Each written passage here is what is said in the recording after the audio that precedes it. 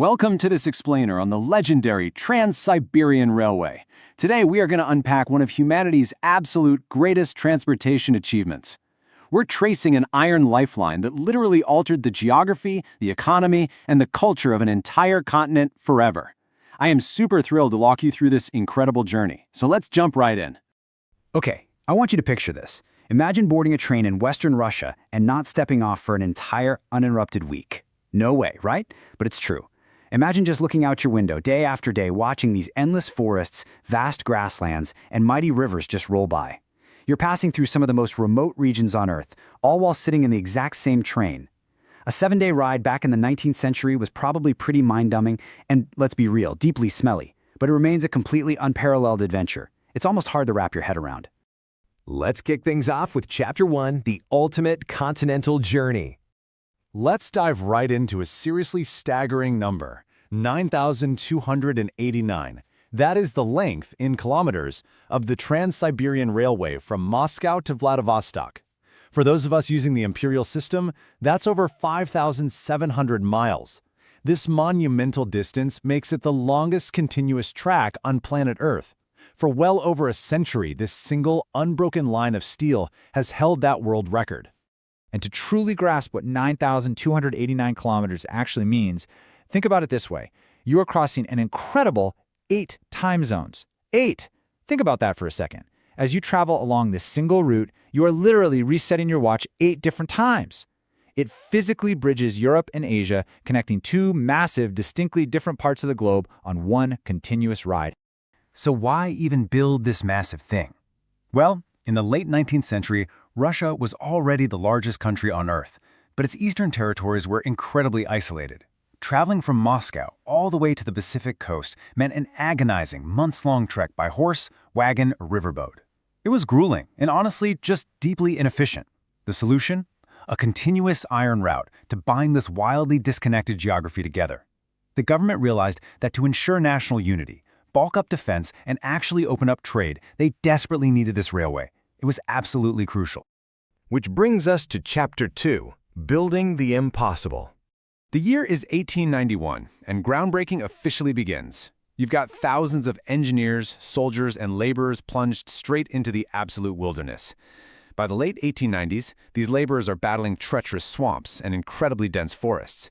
Moving into the early 1900s, they managed to pull off phenomenal engineering feats, constructing these massive, sprawling bridges across powerful rivers like the Ob, the Yenisei, and the Amur. And finally, against all odds, by the early 20th century, the continuous route to the Pacific Ocean is miraculously completed.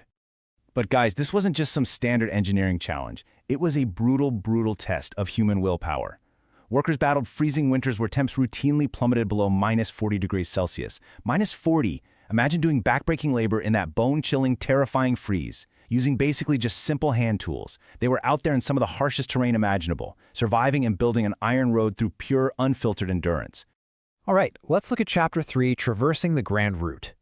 So what does this epic itinerary actually look like? Well, Step 1, you kick things off in the bustling metropolis of Moscow. From there, Step 2 takes you through Yekaterinburg and Omsk, plunging deep into the heart of the country. Step 3 brings you into Novosibirsk. In Step 4, the landscape dramatically shifts as you hit Irkutsk and the famous Lake Baikal. Pushing even further east, Step 5 lands you in Khabarovsk, until finally, Step 6, you arrive at Vladivostok right on the Pacific coast.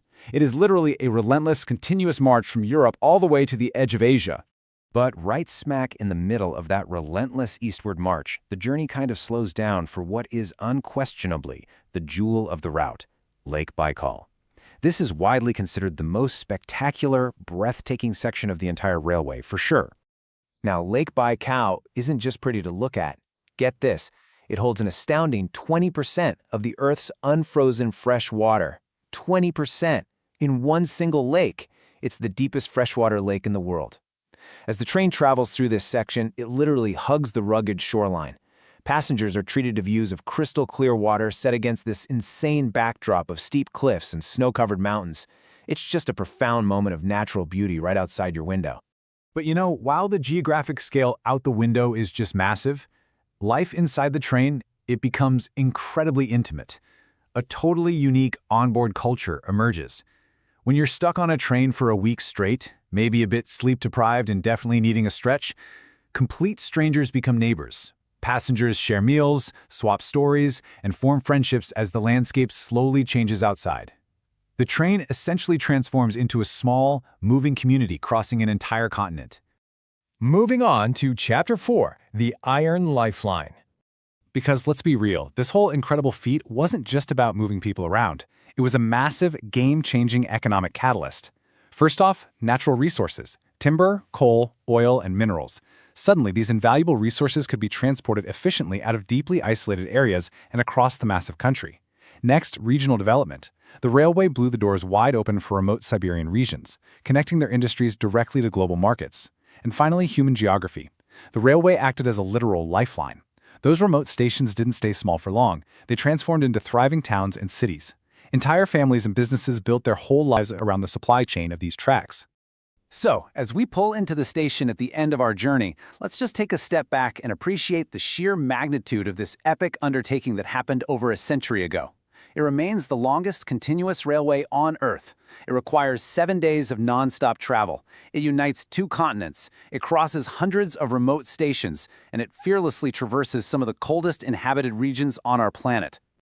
Our source material sums it up absolutely perfectly, stating, "It is a symbol of human determination, engineering brilliance, and the desire to connect distant worlds." Really hits the nail on the head, doesn't it? The Trans-Siberian Railway is so much more than just steel tracks and old locomotives. It is a lasting human legacy that proved we can bridge the widest, harshest gaps on the map if we just have the willpower to do it.